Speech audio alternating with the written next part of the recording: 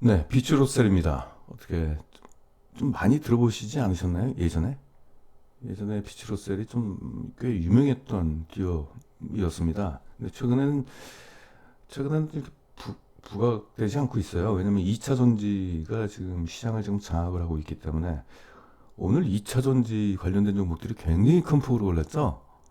예. 그래서 은희 아빠님께서 네, 기분이 좋으신 것 같습니다. 자, 비추르셀은 2차 전지가 아니라 1차 전지. 아, 죄송합니다. 이게 전기가 아니고 전지인데요. 네. 어, 1차 전지의 이제 글로벌 3위 기업입니다. 자, 2차 전지와 1차 전지의 차이는 2차 전지는 어떤 거냐면 이게 다시 재충전이 된다는 얘기죠. 예, 재활용이 가능하다는 얘기죠. 그쵸. 근데 1차 전지는 소모성입니다. 한 번 쓰고 버리는 겁니다. 그래서 1차 전지는 충전이 안 되는 소모성 건전지다. 비추로셀의 수출 비중은 78.8%에 달하는 글로벌 시장의 기업이에요. 뭐 글로벌 3위 기업이기 때문에 미국 내 스마트 미터기 분야에서는 1위 기업입니다.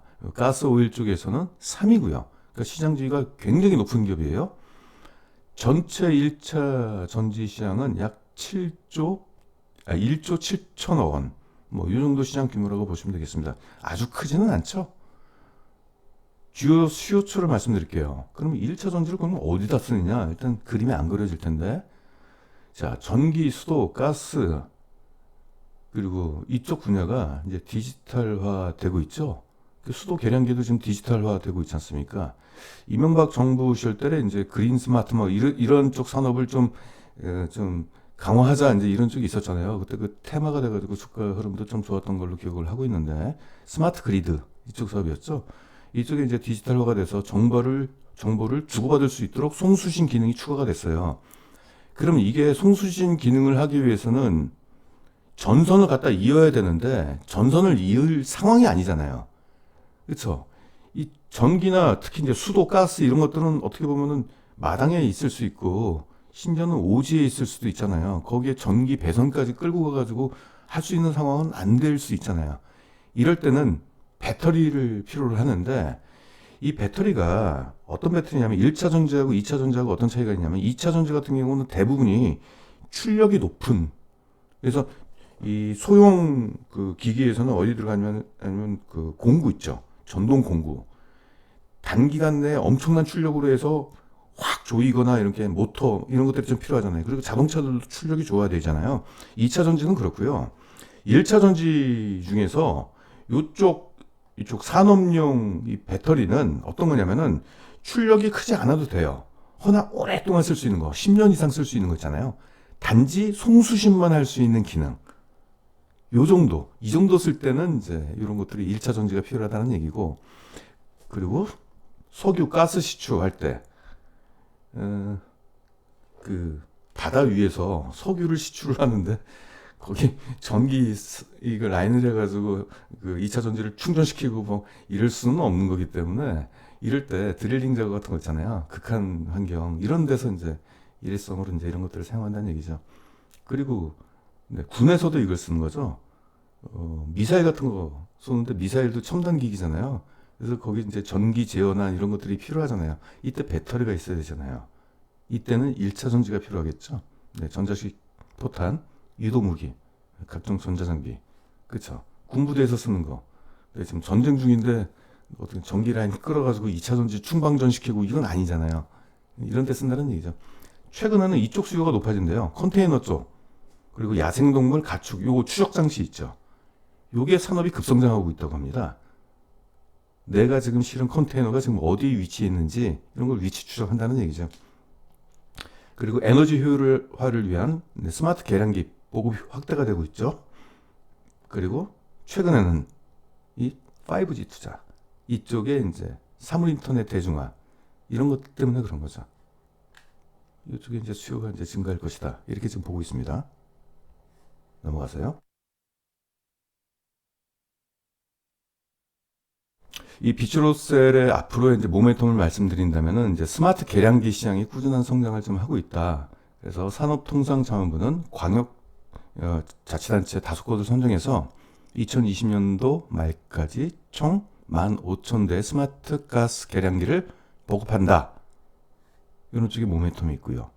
그리고 2020년도 천연가스 공급이 시작되는 제주도에서 스마트 가스 계량기 15,000대 보급. 뭐 이런 쪽에서 이제 수요가 좀 있을 것 같고, 그리고 스마트 계량기 필수 전원인 리튬 1차 전지, 그리고 비추로셀의 스마트 계량기량 매출 비중은 무려 60%가 됩니다. 그래서 이쪽 시장이 비추로셀의 올해 실적 성장을 견인할 걸로 좀 기대가 좀 되고 있고요. 그리고 지난해에는 이 최대 고객사 미국 쪽에 있어요. 그래서 이쪽이 1억 2천만 달러 제품 공급 계약을 맺었습니다. 3년 동안에. 그러니까 3년 동안에 이제 기업의 실적 성장을 이룰 수 있는 좋은 장기 계약이 하나 나왔습니다. 기존 계약의 2배라고 합니다. 방산 쪽은 매출 비중이 약 25%인데, 2019년도 2월 달에는 고객사가 이제 공장 폭발 때문에 천무라는 거를 생산을 못 했는데, 이게 다시 재개가 됐다. 앞으로 좋아진다는 얘기죠. 그래서 전반적으로 비추로셀은 전방 산업들이 다 이제 호재를 맞고 있기 때문에 좋아질 것으로 좀 보이고 있어요. 일단 올해 1분기 영업이익률을 보니까 수익성이 과거보다는 가장 좋은 모습을 좀 보이고 있죠. 2017년 볼게요. 이때 매출액이 툭 떨어진 건 예외적인 일이 있었잖아요. 이때 공장이 화재가 일어나가지고 생산을 못했어요.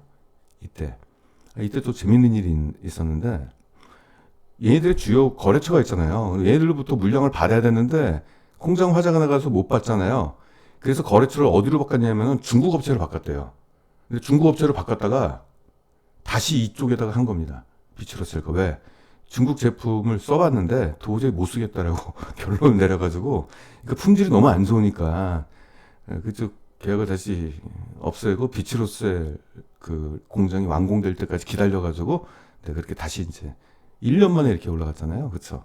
이런 일이 있었습니다. 그때 이제 비추로셀이 왜 글로벌 3위 기업인지 그것이 이제 증명이 되는 상황이었습니다. 이때. 그래서 기업 가치가 이때 드러났죠. 분기 실적을 보시게 된다면은, 네, 꾸준히 일단 1분기가 일단 우상향하는 모습이고, 보시면 이제 4분기가 성수기죠. 4분기 성수기. 올해 이제 우상향하는 모습이 좀 나오지 않을까 싶고, 4분기 때는 실적 성장 어떻게 나오는지 한번 기대해 볼 필요가 좀 있겠습니다. 자, 1분기 실적을 보시게 된다면 매출액은 한 2%가 증가하는데 그쳤는데, 영업이익이 50%나 증가했어요. 보시면은 이 제조업이고, 매출 원가가 일단 7%나 떨어졌습니다. 그러니까 매출 원가라는 것은 여기서 이제 원재료 가격 들어가고 플러스 인건비, 제조 경비 뭐 이런 것들이 포함이 되는데, 이것들이 많이 절감이 됐고, 판매 관리비는 뭐 전체적으로 전반적으로 전체 매출액의 10%, 9%밖에 차지를 안 합니다만 이것도 9%가 낮아졌어요. 일단 전반적으로 수익성은 좋아졌고, 네. 그리고 그러면은 수익성이 좋아졌기 때문에 영업이익 상승에 따라서, 네, 주당순이익도 올라갔죠. 지난해 1분기와 올해 1분기를 비교했을 때 밑에 수익률이 한 63%나 올랐습니다. 예, 아주 높은 성장을 좀 보였네요. 아까 영업이익이 50%가 증가했는데 순이익은 더 높게 증가를 한 모습입니다. 주당순이익을 보시게 된다면은, 근데 앞으로 이제 꾸준한 전방 산업의 이제 호소 때문에 계속 꾸준한 이제 실적 성장이 좀 예상이 돼요. 일단 우리나라 쪽에서는 전체 매출의 60%를 차지하는, 아까 다시 올라가서 보겠습니다. 일단 스마트 계량기가 전체 매출의 한 60%를 차지하고 있는데 국내 수요가 있을 거예요. 올해는 제주도도 그렇죠. 제주도부터 시작해가지고, 그리고 나머지 광역단체 5곳, 이것 때문에 실적 성장이 일어나고, 또 이제 지난해 계약을 체결한 3년 계약을 체결한 미국 최대 그 거래처에서 1억 2천만 달러, 기존 계약 규모의 2배 정도, 이런 부분이 있고, 방산 쪽도 다시 이제 공급이 재개가 되고, 전반적으로 앞으로 꾸준한 실적 성장이 좀 나올 것 같은 그 흐름이 보여주고 있습니다. 자, 그러면 이 종목을 사게 된다면 우리가 기대할 수 있는 수익률은 어떻게 되느냐? 일단 PER은 과거 이때가 실적에 따른 주가의 흐름이 가장 정상적으로 나타났던 흐름이거든요. 이때 중간값을 계산해 보면 한 PER 16 정도가 예상이 됩니다. 그리고 올해 실적 성장에 힘입어서 PER은 12.8로 낮아지고, 그리고 내년 되면은, 내년도 뭐 1년이라고 보시면 되겠죠. 10.8 정도. 그러면은 지금 사시게 된다면은 올해는 기대 수익률 한 25%, 내년까지는 한 48% 정도 기대 수익률이 나올 것 같습니다. 주가 흐름을 좀 보겠습니다.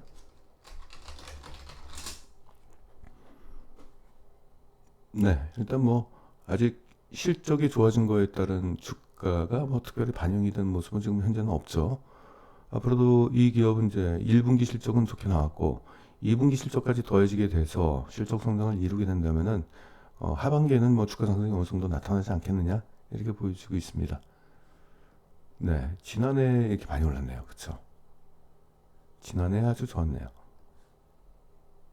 그래도 지금 주가는 실적, 1분기 실적을 좀 보니까 네, 좋은 모습이 좀 보이고 있습니다. 재무 적성 보시면은 네, 오늘 갖고 온 기업들의 재무 안정성은 모두 우수하네요. 순차익 비율이 뭐 무차익 경영을 좀 하고 있고 부채 비율도 15%에 불과합니다. 네, 기술 집약적 기업이기 때문에 이게 가능하겠죠. 유동 비율은 네, 434%. 네, 아주 안전한 기업입니다. 네, 이상 비추로셀이었습니다.